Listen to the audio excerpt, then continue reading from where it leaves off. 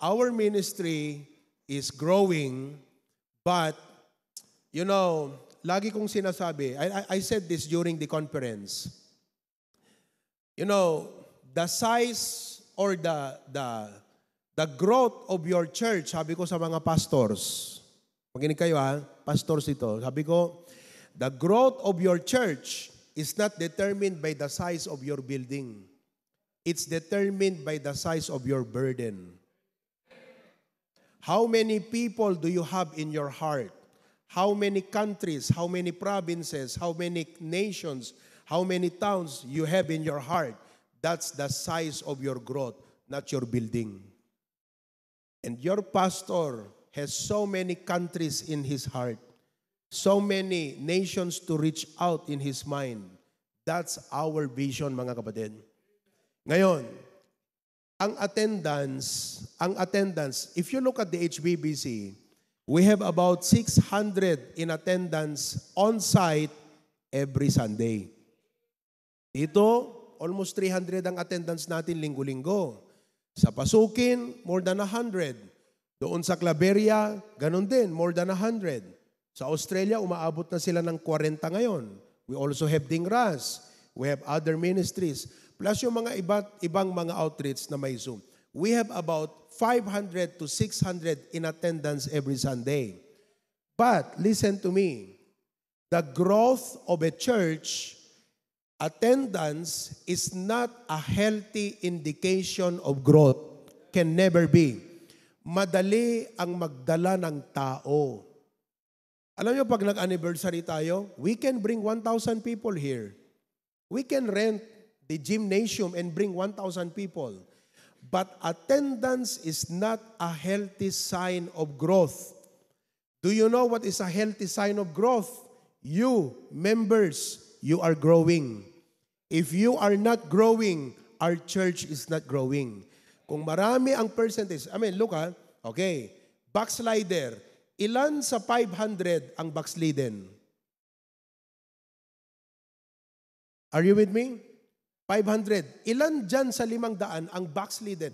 Pastor, what is backslidden? Ang backslidden, dalawa, yung hindi na nag-a-attend. Pangalawa, nag-a-attend, pero makuna lang nag-attend. Malayo na ang loob mo sa Diyos. Malayo ang loob mo sa ministry. Malayo ang loob mo. Kumbaga, iba ang driving force ng buhay mo. Hindi na yung pagiging Kristiyano mo, kundi yung pagiging tao mo lang. You are just in a survival mode. You're not in a spiritual mode. Naunawaan nyo yan? Ilan ang backslider sa 600? Number 2, ilan dyan ang mga involved sa ministry out of 600? Ilan ang nag-i-involve sa gawain ng Diyos? Pag nag-i-involve, ibig sabihin, tumutulong sa ministry. Ano yung mga needs ng ministry natin? Hindi naman itong building kusang lilinisan niya ang sarili niya. Bakit? AI ba to? Hindi to AI. Na kaya niyang linisin ang sarili niya. There are people who come to clean the building. There are people who come and make the building sure na pag Sunday, malinis ang upuan, malinis ang mga restroom, malinis ang paligid, empty ang trash can. Everything here is set. And those people are not being paid. And they are not volunteers. I want you to know, no one is a volunteer in the ministry. Hindi kayo volunteers, mga kapatid. Bakit? If we are a family and you are a child, do you volunteer to wash the dishes? No. It's your responsibility. Walang volunteer sa church. Kaya pag kayo tumulong, hindi kayo volunteer. Responsibilidad nyo yan. Ikaw pa yung magmamalaki sa Diyos. Naibigay ko tong time ko na to sa Panginoon. Well, praise God. At one point, if you are a growing Christian, may isip mo yun Pero pag nag-mature ka na, hindi ka na ganun nag-iisip. Ang pag-iisip na ng mature na believer, hindi ako volunteer ito. Pag sinabi, Brad, salamat ha, tumulong ka, salamat sa pag-volunteer mo ng sarili mo. Pastor, hindi ako nag-volunteer. Responsibilidad ko lang to, Kristiyano ako Miyembro ako dito Diba? Pag if you have a family and you have a member in the family who is not helping, anong tawag doon? irresponsible. So if you have a member in the church, hindi man lang tumutulong, membro daw siya, irresponsible. Oh. Naunawaan niyo mga kapatid? So out of 600, ilan ang nag-i-involve sa gawain ng Diyos? Halimbawa, sa Australia, 40 kayo. Ilan ang tumutulong sa mga gawain dyan? You have to remember, the church is not just a place na magsimba ka. A church is a place, it's the work of God. Gawain ng Diyos yan, mga kapatid. Diba? So makikita nyo, out of 600, ilan ang backslidden? Oh, out of 600, ilan ang nag-i-involve? Out of 600, ilan ang nag-grow? See? So, attendance is not a healthy indication of growth. It's the quality of the members. Amom ti pakakitam kakabsat nga nasaya at ti upbringing digiti anak mo, hanga no manut tawunan, hanga no kasanok katayag na, hanga jay kadagkel ti bagina, jay katakneng ti panunot na kakabsat. It's not the height, it's not even the intelligence in the school. Many of you are top one in class, but not matured in life. Students, probably many of you are top one in class. You are good in your talents and your skills, but you are not mature in facing life. Look at your decisions. Matured ba yung decision making mo? Tingnan mo paggasta mo ng pera. Tingnan mo yung paggamit mo ng panahon mo. Pag-prioritize mo. Matured ba ang decision making mo? Matured ba ang mga choices na ginagawa mo sa buhay? Does that show you are matured? Oh. Hello? Kaya quality ang pinag-uusapan. And your pastor is very committed to produce quality members in the church. Tignan nyo. Okay? Sa isang manufacturing company, sabihin na lang natin, halimbawa, sila Brother Ryan, gumagawa po sila ng mga masasarap na mga snacks. Hindi lang masarap, talagang napakagandang snack. Dinidistribute yan sa eskwela. Halimbawa, sandwich. Lahat ng mga items, lahat ng mga ginagawa na yan, hindi pwedeng lumabas at makarating sa eskwelahan kung saan ibebenta na walang quality control. Papaano kung halimbawa nabangles gayam? Papaano kung halimbawa kulang sa mayonnaise? Hello? Kasano nga ruda no DJ bread halimbawa adaamag na? Right? Kaya before they are distributed, dumadaan sa quality control. And that is the same for every manufacturing company. Whether it be food, or clothes, or cars, everything should go through the quality control. Am I correct? Kahit mga bahay. Oh, dito sa atin mga kapatid, hindi stricto ang quality control ng gobyerno pagdating sa mga bahay. Electrical, wala. Hindi masyado. Bahay, lahat. Kasi dito, basta tayo kasi, na-diskartehan mo, okay na. Hindi laging quality ang diskarte, kapatid. Kaya tingnan nyo, yung mga basura ng Japan, basura ng Korea, pinagmamayabang natin, nadidiskartehan natin, luma na, napagana pa natin. Pero wala nang quality yun. Punta ka sa Australia. Yan mo yung mga bahay doon. Diba? Diyan sa Australia, ma-appreciate mo eh. Kaya sabi ko, kayong mga engineers, kayong mga architect, mag-travel kayo sa ibang bansa. Punta kayo ng Singapore. Tignan nyo yung mga exposure ang kailangan. Pag nakita nyo yan, lalawak ang pananaw nyo sa inyong mga ginagawa. Oh, are you listening? Punta ka doon sa Australia, yung kanilang wall, ano yun eh, yung hardiplex natin, di ba?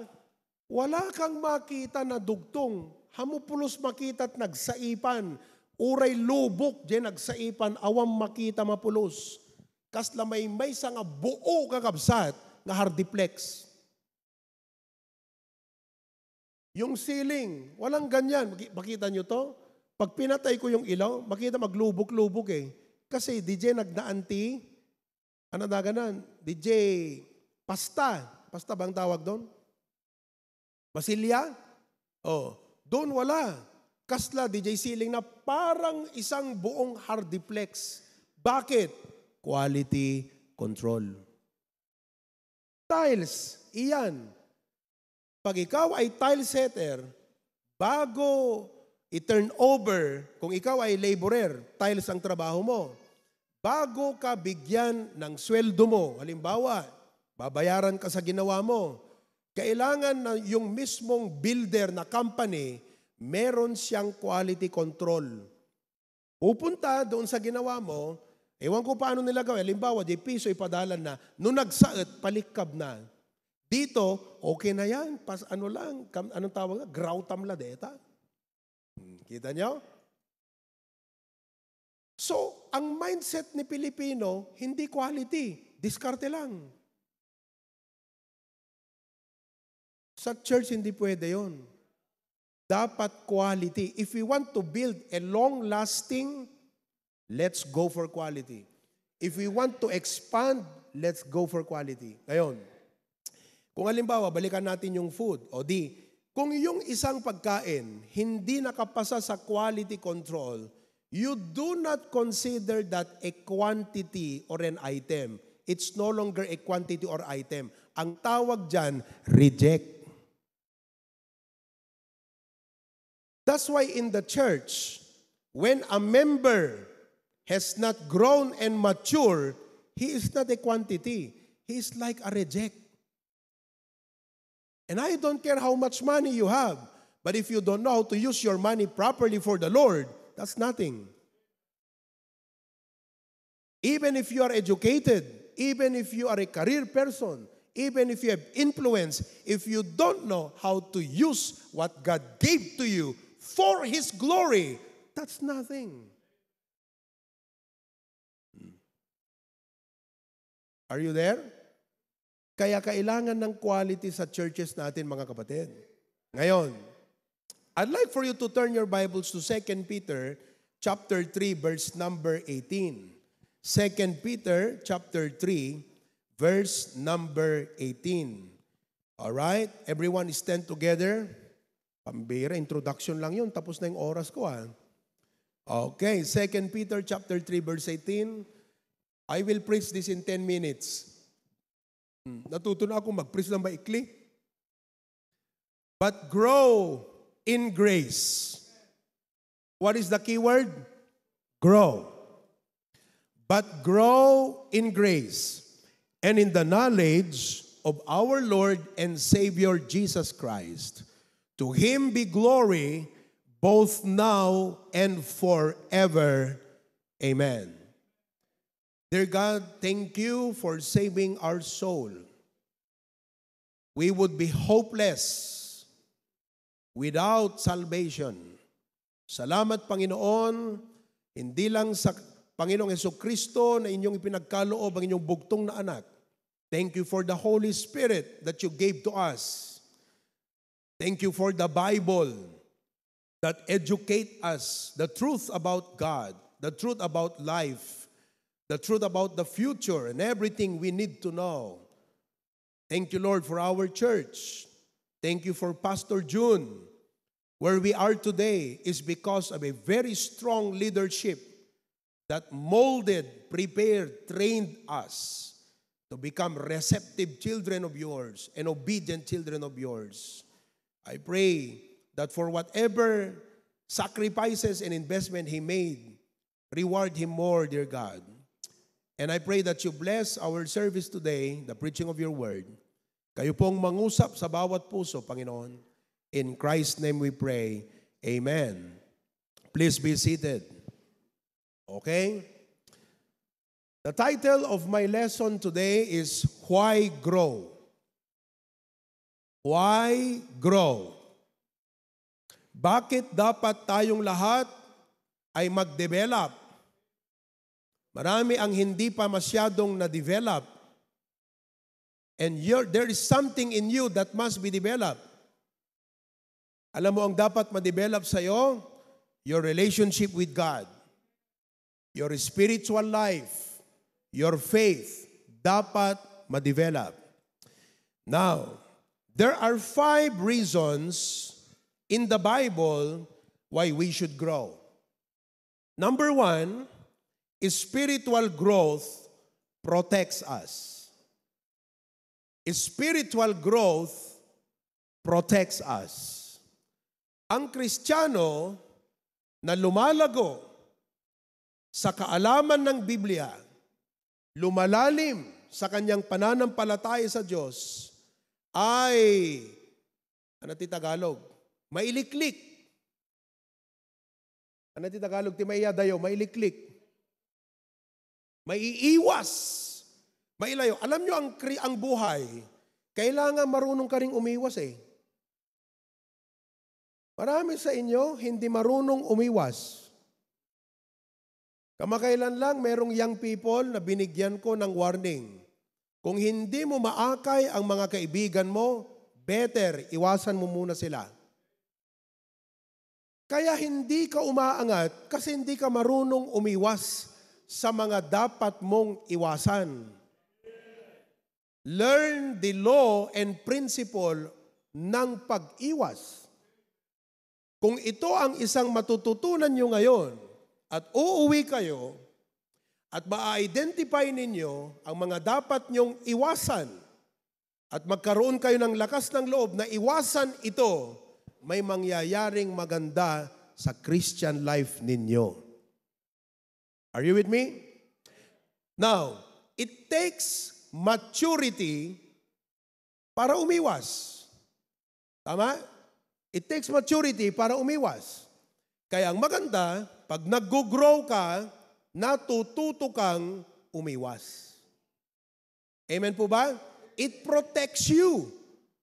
Kasi pag hindi mo iniwasan yan, ikaw ay masisira. Masisira yung buhay mo, yung pamilya mo, yung future mo, dahil hindi ka marunong umiwas. Now, the devil does not target the strong. He hunts for the weak. Do you believe that? The devil does not target the strong. He hunts for the weak. Alam nyo, ang madaling tirahin ng dyablo at ang hinahanap ng dyablo, hindi po yung mga Kristiyanong matitibay na. Yung alam niya ang scripture, yung alam niya ang kalooban ng Diyos, alam niya ang katotohanan, alam niya ang tama at mali, alam niya ang katotohanan at hindi katotohanan, alam niya ang dapat na purpose ng buhay niya. Mahirap mong tuksuhin yan kung dyablo ka. Kung ako dyablo, hindi kita kaya pag ikaw ay may conviction na. Pag may prinsipyo ka na, pag alam mo na ang narapat, mahirap kitang tuksoin. So, why would I waste my time to you? If there are weaklings that I can hunt in the church. Sino yung mga weakling na mga Kristiyano? Digito'y ubing-ubing pela a Kristiyano. Digito'y alisto ma-offend, alisto masaktan, alisto nga ag-backslide, alisto nga ag-quit.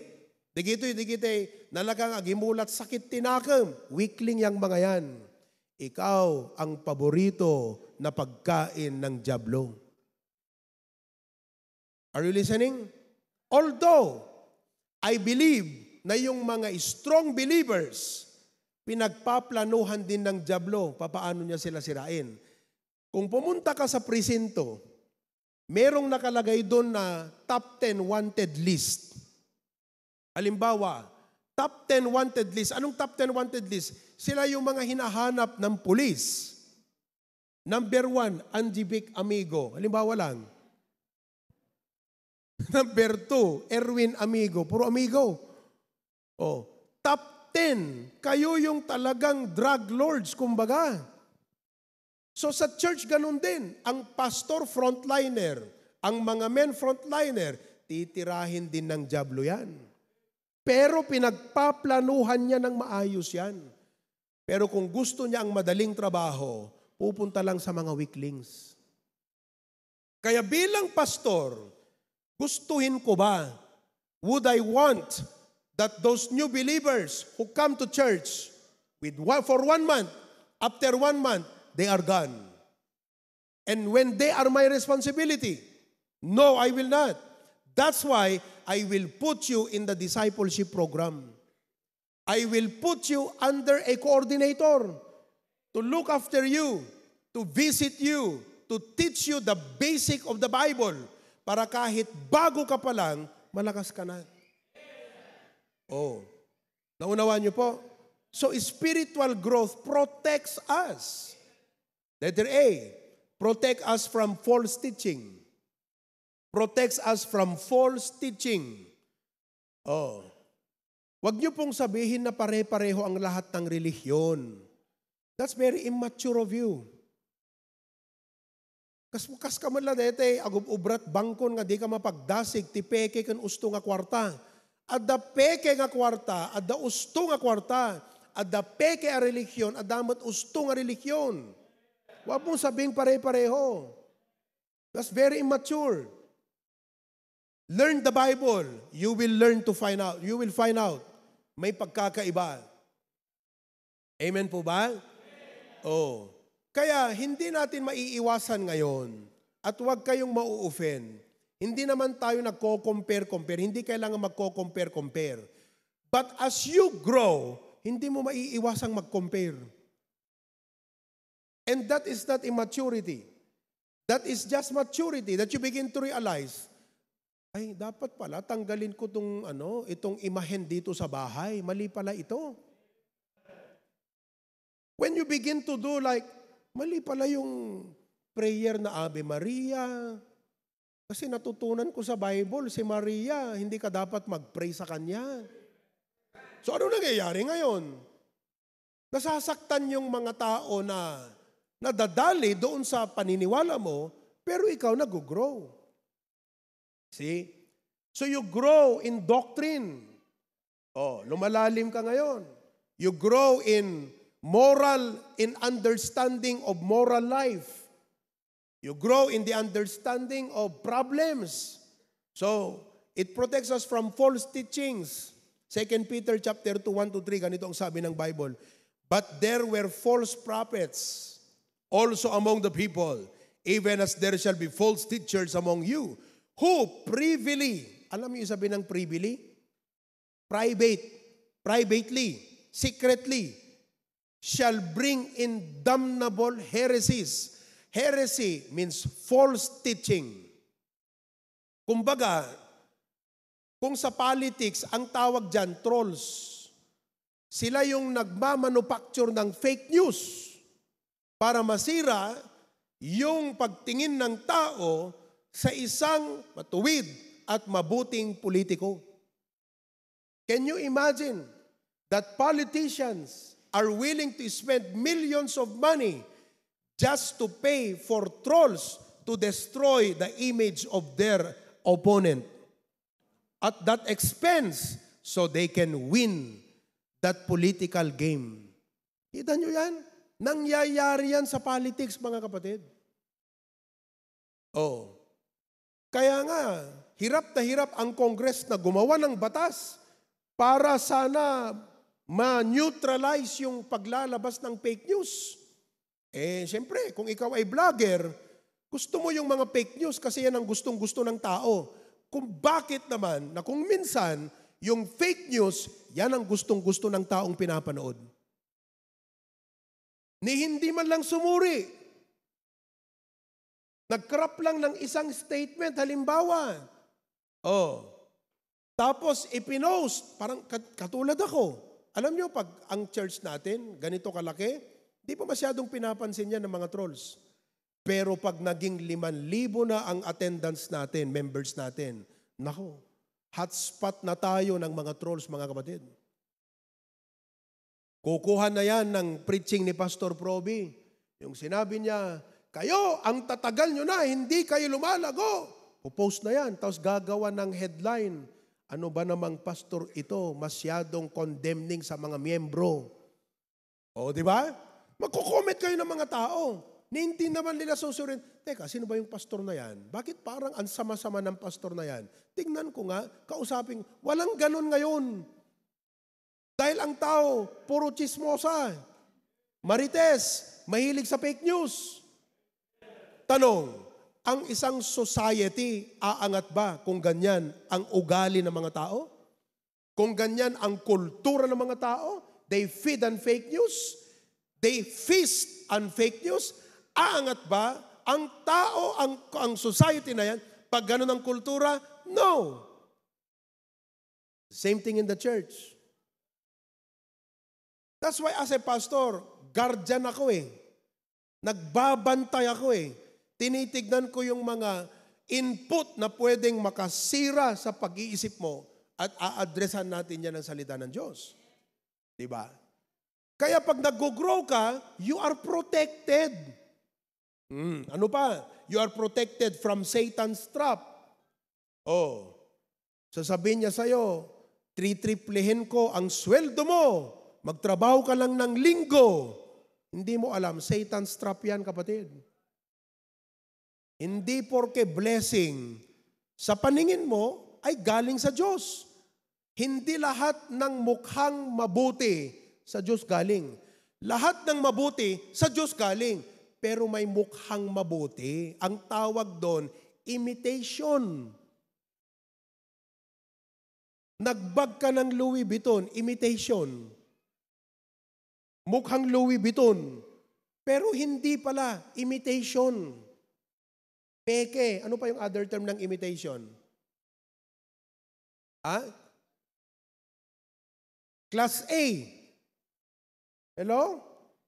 Oh, sabi nga nila, kung yung daw mahirap, nagbag ng totoong Louis Vuitton, mapagkakamalan mong peke yung bag.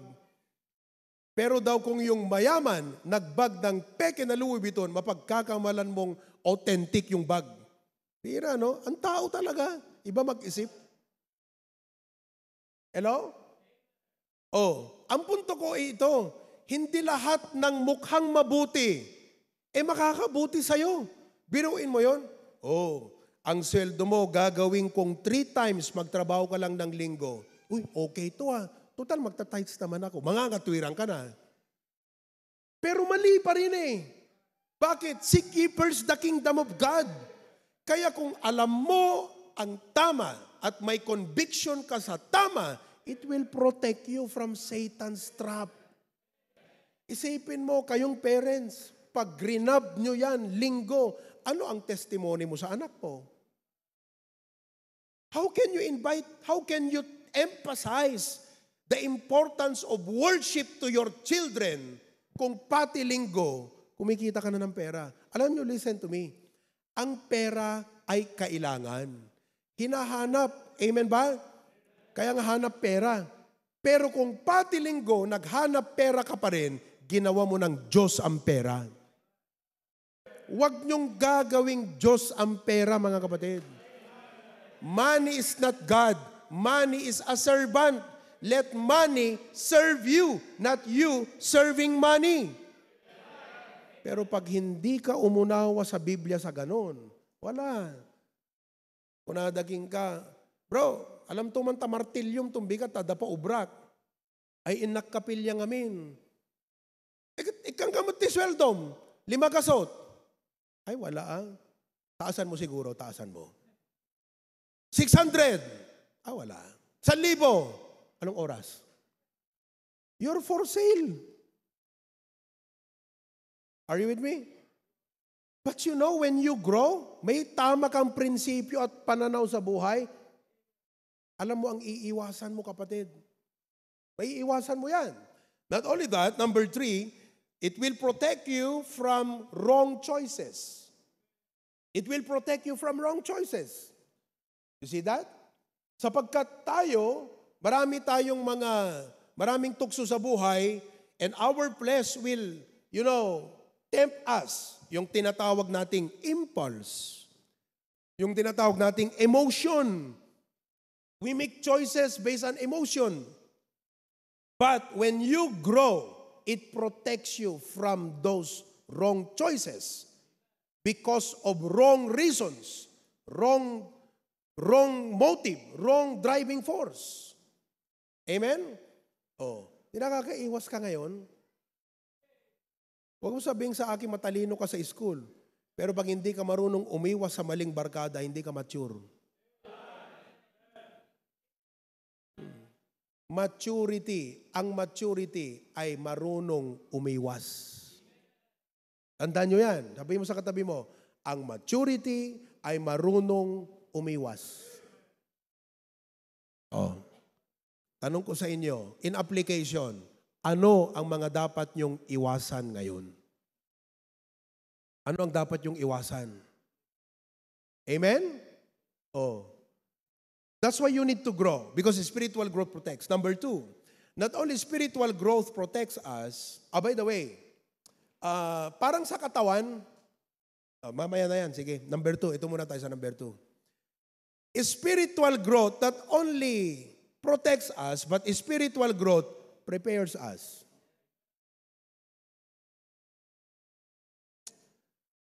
Alam nyo, life is not just pag-iwas. Life is also paghahanda. Handa ka na ba?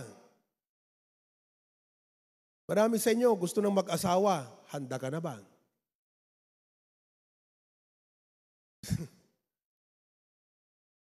Are you with me? It's about preparation. Life is a preparation. Lagi kong sinasabi, di ba, ang buhay may stages? Di ba? Oh, pag ipinanganak ka, hatch. Tukuan mag-agbasa, catch. Tunukuan, agasawa ka, match. O di agtrabaho kan, gingga ka nga lumakayon. Di ba? O tunukuan, crutch, nakasarukod ka, lakay ka na eh. O tunukuan, dispatch. See, every stage of life is a preparation to the next. Oh, kayong mga young people, prepare na ba kayo sa next stage ng buhay nyo? Anong next stage? Pag-aasawa. Growth will prepare you. You don't grow, you will never be prepared for everything in life. Never. Kaya po si Pastor Proby, naghahanda na eh. Naghahanda na ako. Kasi naniniwala ako, our church will grow by leaps and bounds. I can see eh. Hindi ko to gawain eh. This is the Lord's doing. Mga kapatid, nakikita nyo ba ang ministry natin? Lumalago na lang na hindi ko maisip, wow, how? How is our ministry growing this big? Kundi the Lord is really taking us to greater heights. So dahil nakikita ko ngayon yan, forward-looking, with anticipation, I prepare myself. I prepare my wife. I prepare my family. We are preparing ourselves. And I want you to be prepared also. Kasi mga kapatid, tignan nyo hindi palagi na mamamalagi si Pastor Proby sa pulpitong ito. Ngayong July, ilang Sundays ako rito. Ngayong August, ilang Sundays ako kaya rito. September, baka 2 linggo, wala na naman po ako. Are you prepared for that? Ekat no, late kayo may makigimong. You're not prepared. Pag ako wala dito, tapos hindi ka rin mag-a-attend, this church is not prepared. Yung pag halimbawa, wala po ako dito. Kung wala man ako dyan sa mga outreaches natin, sa mga sanctuaries, hindi nyo alam gawin ang dapat yung gawin. Hanyo amot luglugarin nyo, hanyo amot ubraan nyo, you're not prepared. Para kang isang magulang, mamamatay ka na, hindi pa alam ng anak mo paano magluto, magsaing. Hindi prepared. Kahit man yan top 1 sa school, hindi marunong sa buhay, hindi prepared. Scholastic and academic degree is only one form of preparation. It does not define everything. There's more to life. Get that more to life, not just a degree. There's more to life. Are you listening? So as pastor, I need to prepare you. Di ba parents, anong sabi ko sa inyo? Don't just prepare the future for your children. Prepare them for the future. When you send your children to school, you are preparing a future for them. But when you sit with them, disciple them, lead them in the church, talk to them, pray with them, you are preparing them for the future.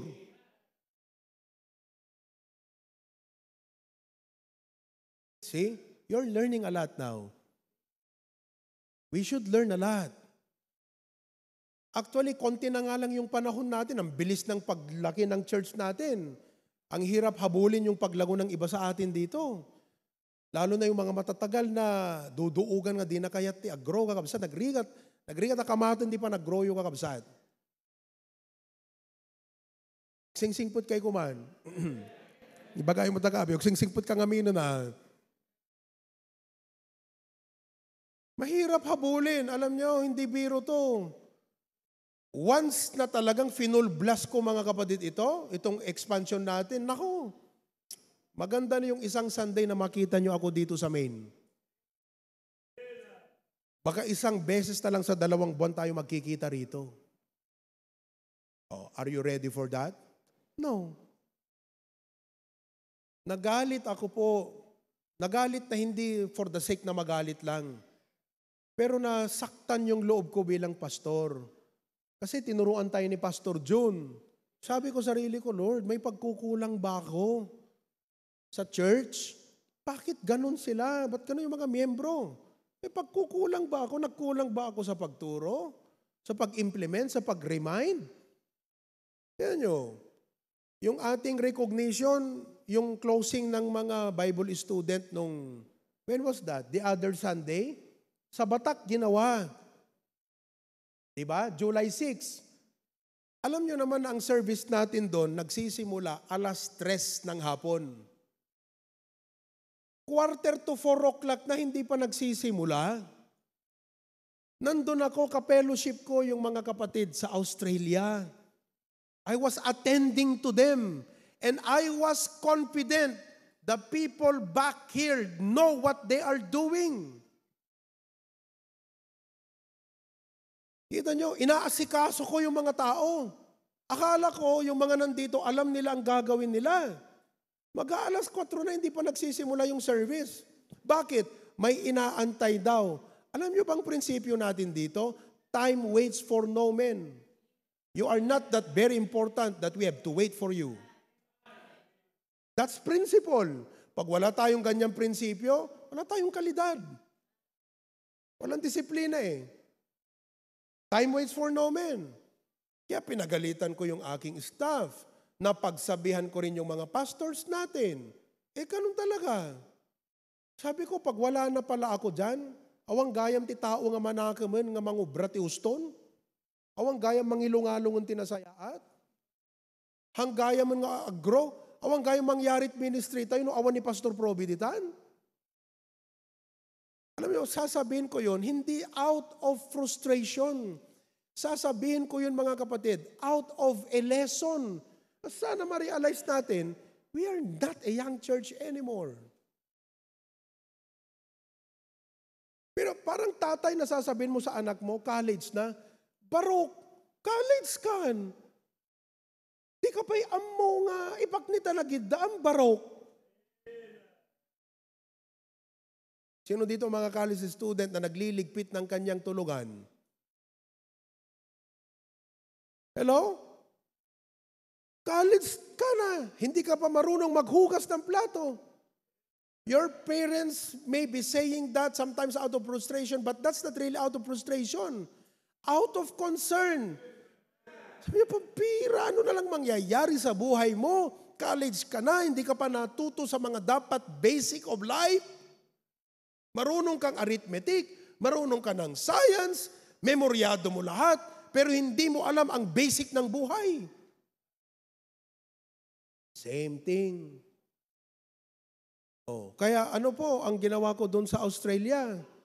Sabi ko mga kapatid ha, kayong 4, kayong F4 ang tawag ko doon. Yan, si Michael, si Aldrich, si Nelson, saka si Dexter, F4. Doon sa Hawaii, meron tayong Acts preachers. Ano yung letter A? Agonoy. Letter C, Cadelinia. Letter T, Tungpalan. letter S, Sau. 4 na mga men yan. Dito, kayong mga men, mga ushers. At hindi lang usher, basta kayong mga men. Lahat.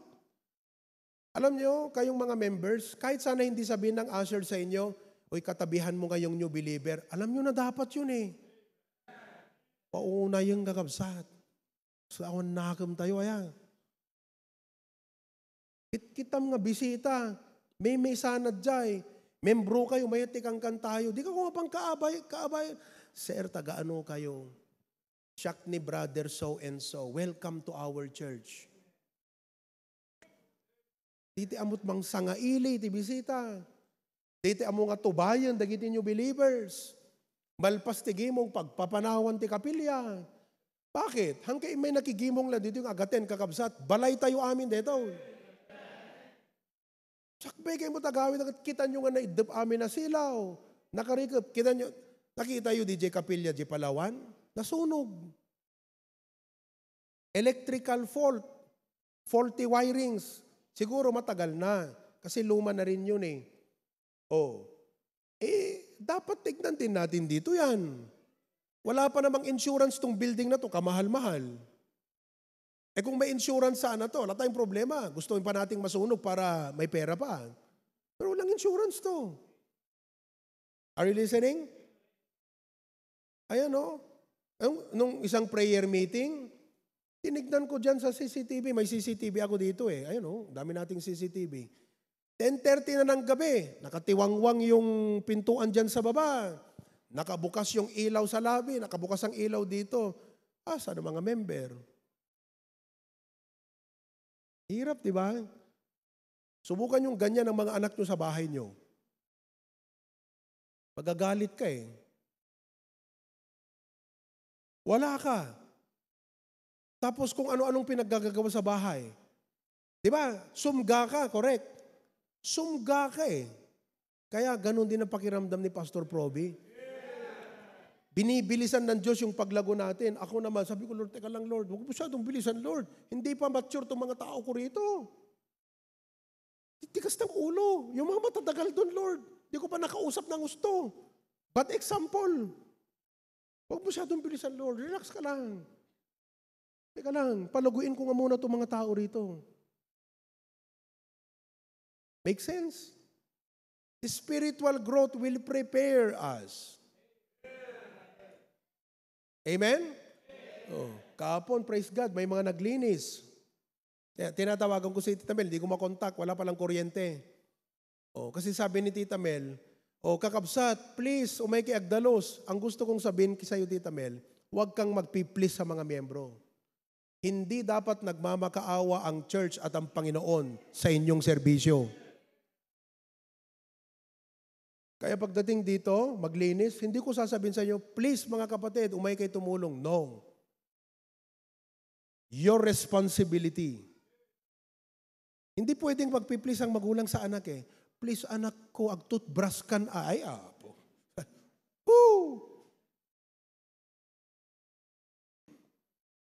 Anak ko, please, mangangkan ay apo.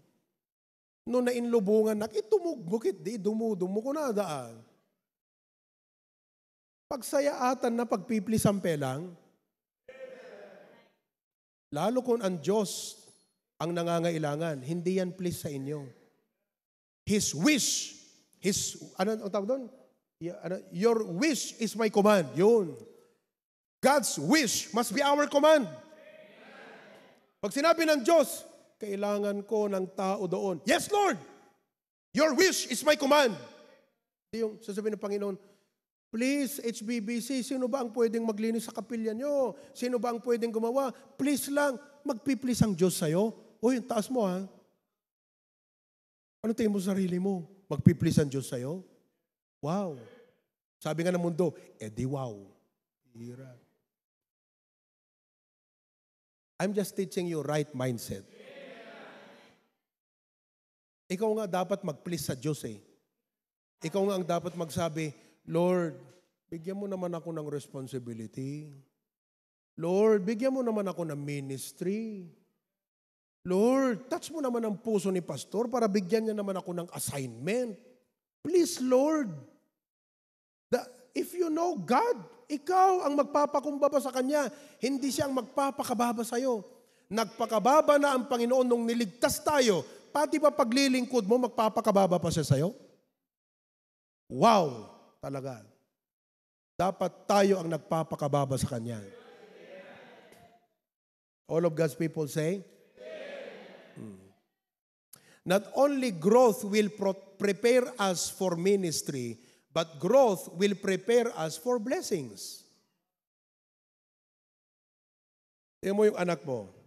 I'm using a lot of analogies, mga kapatid. Pero go to the Bible, you will find all the principles there. Pero look, halimbawa, yung anak mo, elementary, parents listen to me. Kung maaari, huwag niyong pag-cellphonein yung mga anak niyo elementary. Huwag niyong bibigyan ng cellphone. Hindi ko to kinocommand sa inyo. No. That's your choice. Pero kung maaari, huwag niyong pag-cellphonein ng mga anak niyong elementary. Kasi hindi pa sila handa para sa ganyang bagay. They're not yet ready. Can you imagine their brain is like a sponge? Everything a-absorbin yan. Hindi katulad mo na pag naboring ka ayaw mo na. Sila hindi i-absorb yan. Lalabas sa bunganga nila, sa behavior nila. Diba? They are not yet prepared for that kind of thing. Kaya pag sinabi, Mami, bakit yung classmate ko may cellphone? Ako wala pa akong cellphone. Anak, magkaka-cellphone ka na lang pag 18 years old ka na. Tagal naman nun. Ay, anak, you will enjoy it. I'll give you the best cellphone when you're 18 years old. Hindi ba niya maintindihan? But your point is, kayo, husgahan nyo, are your children prepared for cellphone? It's their need. It's not their need. They just want it. Ikaw ba? Lumaki ka, kinailangan mo ang cellphone? Ni-require lang kasi sa school. Mag-research kayo. Pira naman itong mga school na to. Pati elementary, pinagsi-cellphone. Di ba lang inaral ng mga nandyan halimbawa sa education? Teka, anong epekto ng cellphone sa mga elementary na mga bata? Huwag natin pag-cellphonein yan. Kaya dapat, ang teacher, pagka pumasok yung bata sa school, kinokolekta ang cellphone. Kinokolekta yan. Pastor, paano namin makontak sa teacher? Siya ang nanay doon eh. Diba? Ayun. They're not prepared. Listen to me. It's, in life, we have a natural desire to have more. You should desire to be prepared more. A prepared person will always have many blessings in life. Just prepare yourself. Prepare yourself right. Kaya mga kapatid, sa church din natin, I want our church to be prepared. Ang ganda nung sinabi ng Proverbs eh. Hindi ko alam. Can you retrieve that verse?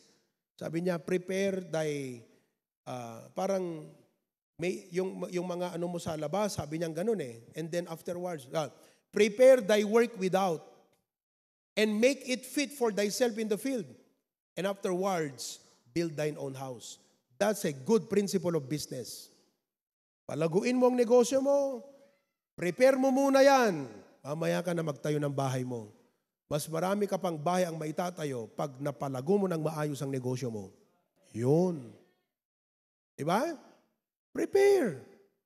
So growth prepares a person. Growth prepares a Christian. This is a very general principle, but it's very applicable to everything. Amen po ba? So, mga kapatid, let's be prepared. Kayo naman dyan sa Australia, kinakausap ko ang Australia kasi new outreach, so galing lang ako dun. Be prepared.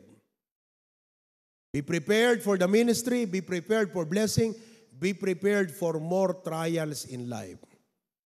How do you prepare yourself? Grow.